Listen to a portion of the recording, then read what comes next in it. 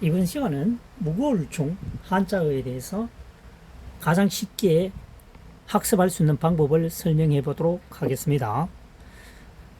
무거울 중에 후는 가리키는 것은 무겁다는 얘기죠. 그래서 무겁다라고 하는 훈에 비중을 두고 포인트를 두고 이 한자어를 학습해 보도록 하겠습니다. 이 글자를 분리해 보면요. 일천천입니다. 일천천. 일천천 떼고 나면은 마을이죠. 천개의 마을입니다. 일천개의 마을을 무게로 환산한다면은 굉장히 무겁겠죠. 그래서 무거울 중. 무겁다라고 하는 것은 비중이 많이 나간다.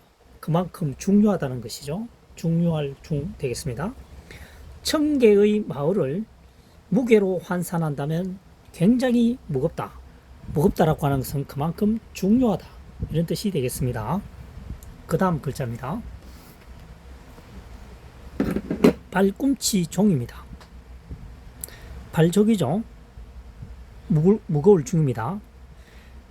신체의 부분인 발에서 가장 무겁게 느껴지는 부분은 발꿈치라는 얘기죠.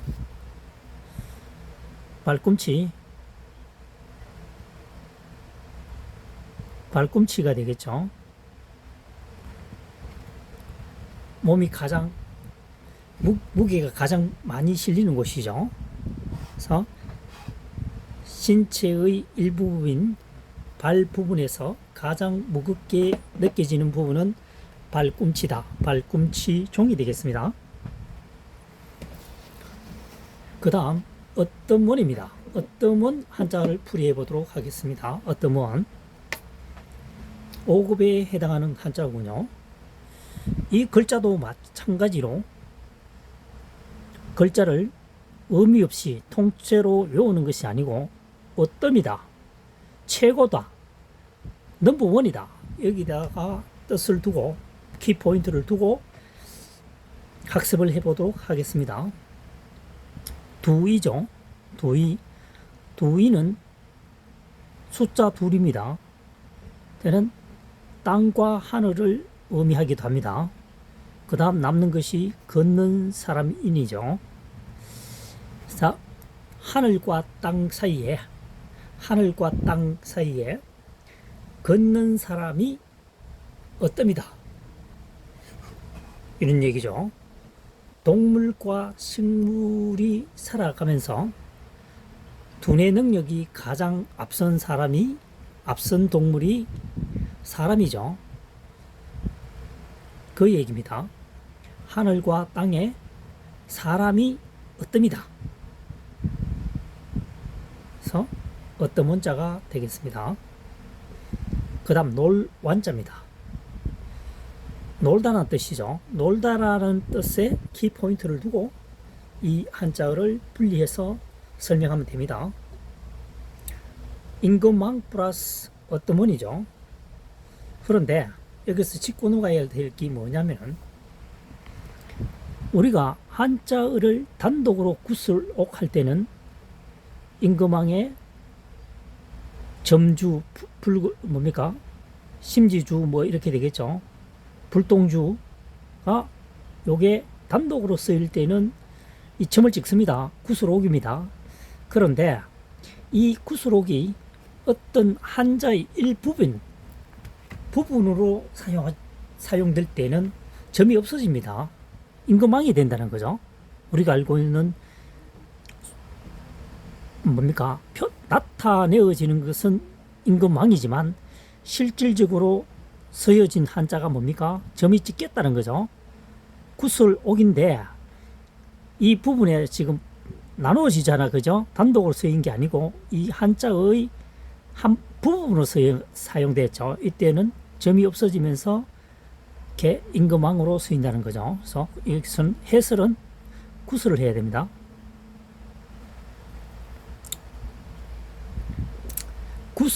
구슬이 어뜸이라는 거죠. 구슬이 어뜸이라고 하는 것은 가지고 노는데 구슬이 어뜸이라는 얘기죠. 놀이기구 중에서 가장 값어치가 있고 귀한 것이 구슬이라는 얘기입니다.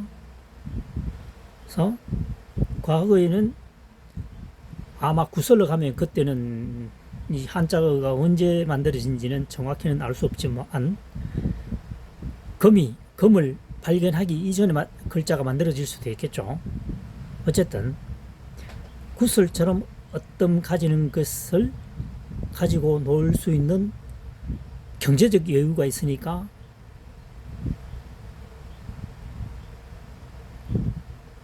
어떻게 보면 행복한 것이죠.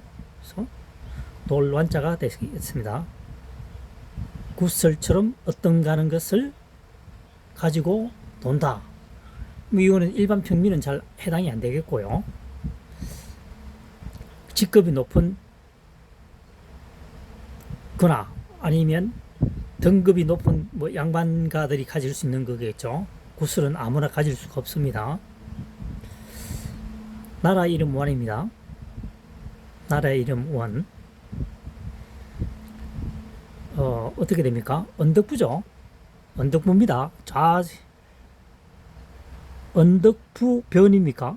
언덕부변. 좌측에 사용되면 병, 우측에 사용되면 방. 외우는 방법은 변방이라 했죠. 변방. 그래서 언덕에서 어떤가는 것은 나라 이름이다. 무슨 얘기냐면은 언덕이라는 것은 어떤 언덕계 마을이 형성되어 있습니다. 지금으로 가정하면 서울, 부산, 울산, 대구, 뭡니까? 전남, 전북 여러 가지 등등이 있겠죠. 결국은 뭡니까? 한국에 속한다는 얘기겠죠.